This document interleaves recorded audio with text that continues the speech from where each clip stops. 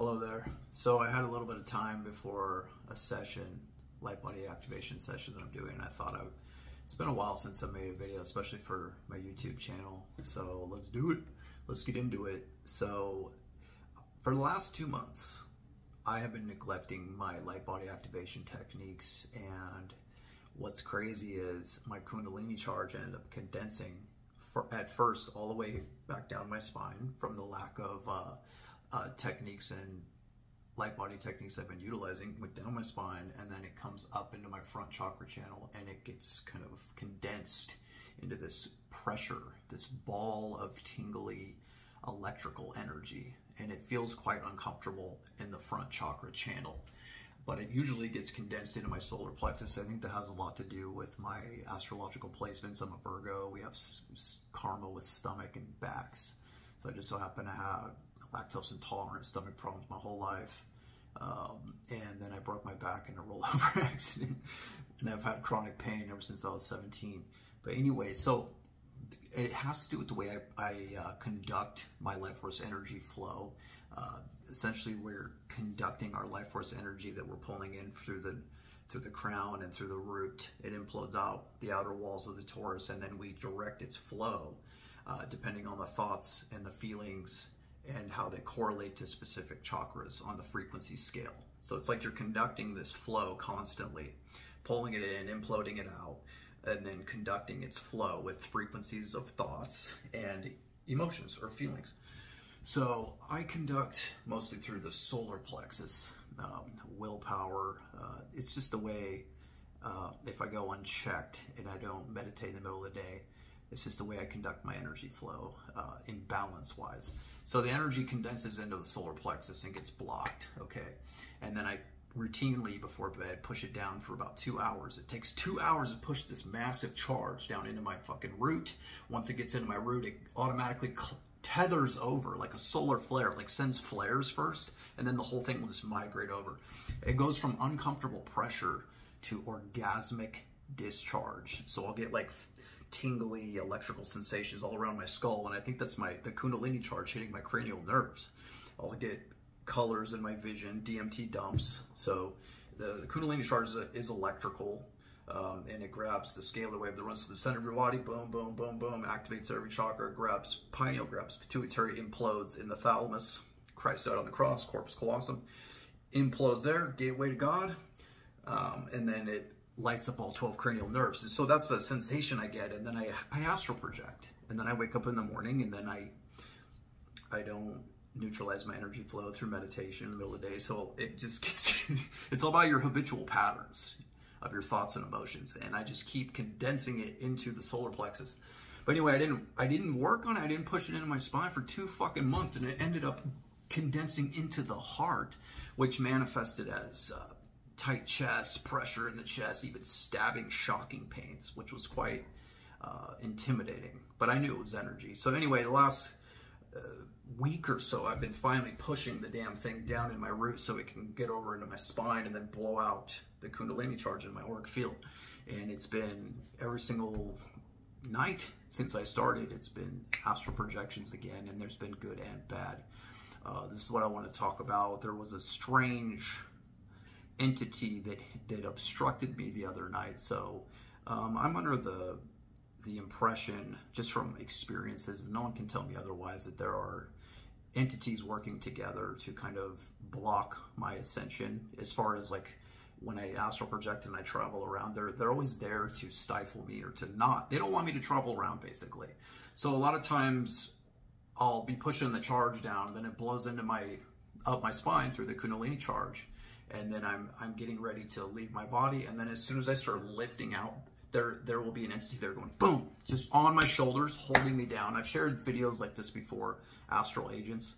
They're always like sometimes they're like a demonic dementor type Harry Potter thing. Sometimes they're animalistic, and those ones I can handle pretty quick. The animal consciousness ones never try to hold me down. They just try to like frighten and attack me. But this, I met a new variant the other night, and so basically it was holding me down on the shoulders, and I thought it was just like the other astral agents, but this one was different.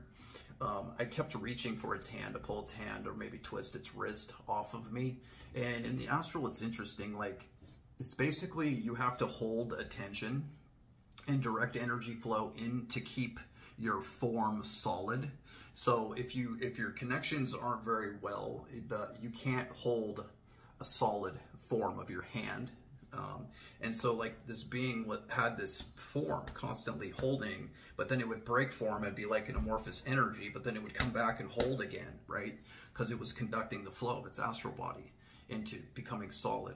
Well, I had to do the same thing to basically grab it. So it was like this back and forth game. Like our hands would go through each other and then it would get form all of a sudden and I could feel it and grab it. And it was fucking creepy, man. One of the times I came to grab its hand, I felt like literal claws when I came in at it. I was like, what the fuck? But I'm not afraid in these states. I have a lot of experience with these things. And it's just like competitive to me in a way. And I take it as a learning experience. So anyway, I was grabbing it and I was not doing very well. This thing would seem different, more cunning than the others. And I looked over like that and next to me in bed. And I saw it, and it looked at me in the most neutral, emotionless, androgynous look ever. Okay, hairless, no ears, pink energy being, not black, not ashen. Didn't even look demonic. It was pink, big full lips, big eyes, and really small, petite nose, and it just looked over at me like that. And it was like continuing to hold me down. So it had like hands all the way over here as its body was over here. But we're talking about energy here, so it's like, it can be a little more amorphous. But that was fucking weird. And I was like snarling at it, like trying to intimidate it. And I just got this like,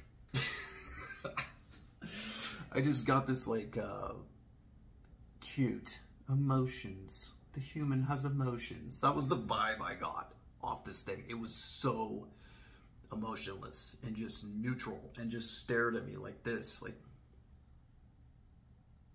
and dude, it was so weird. Pink, like, I don't mean solid pink, I mean like energy pink flowing around its silhouette, creating form. But I had never experienced a demonic entity or a Men in Black agent like this before. This was a new one, let's just say.